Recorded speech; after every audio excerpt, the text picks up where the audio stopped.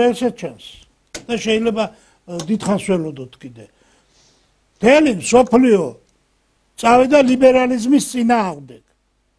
ჩვენ რა გვჭირს ხალხო? კი, გასაგებია რომ ხელისუფლების 95% პორტირებული ნაცები არიან, მაგრამ სტალინმა ტროცკისტების რო ვერ გამოასურა ვერანაირად, მიყვა და სხიპა და იმათ ლიდერს მექსიკაში მოუმთავრა ბოლო. ეს ამათი ლიდერი რო ზის და იქიდან დირექტივებს რო იძლევა და სასამართლო პროცესი რო პროპაგანდის არხად გადააქცია და გამოდის სიტყვებით გადაიყვანეთ თავის ადგილზე, სადაც ეკუთვნის კაცო ყოფნა. რამდენი წელი უნდა გეჯდეთ ასეთ სასათბურე პირობებში? ყოვნა აღმოიფხრას, ვიქცევით, ვინგრევით, შინაგანად. დამთავრდა დასავლეთის ლიბერალიზმი, დამთავრდა მსოფლიოში. ჩვენთან როდის შემოეგა არ ვიცით ახლა, როცა ოჯახური ტრადიციული ღირებულებების გრევა მიდიოდა, ძალიან სწრაფი ტემპით წავიდა ეს გრევა იმ ასე ვთქვათ დისკრიმინაციული კანონის მიღების შემდეგ. რატო წელავთ ამდენი ხანი? დაამთავრეთ ლიბერალიზმი.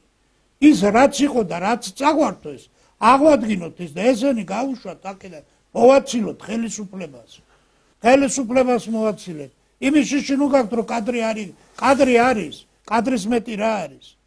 ესენი ყველა მომზადებულები არიან ქვეყნის საწინააღმდეგოდ, ერის გასახწნელად, დემოგრაფიული მონაცემების გასაუარესებლად, ქართველი ერის საარსებო გარემოს გასაუარესებლად. 2003 წლის მერე რაც დაიწყო, დღემდე იმ ინერციით გრძელდება და ხო უნდა დასრულდეს.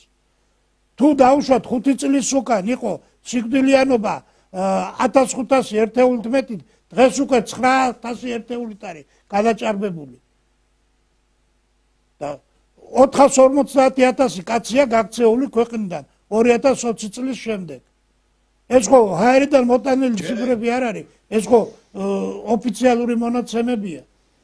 დავამთავროთ ლიბერალიზმი, თორე აქ ქვეყანა აღარ დაგვრჩება.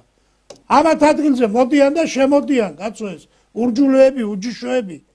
ეხლა გინდა არ გინდა 10-დან 1 თუ არა, 50-დან 1 ურჯულო რომელიც არის, ხო ქართულ ქალზე ქორწინდება, ხო ოჯახს ქმნის.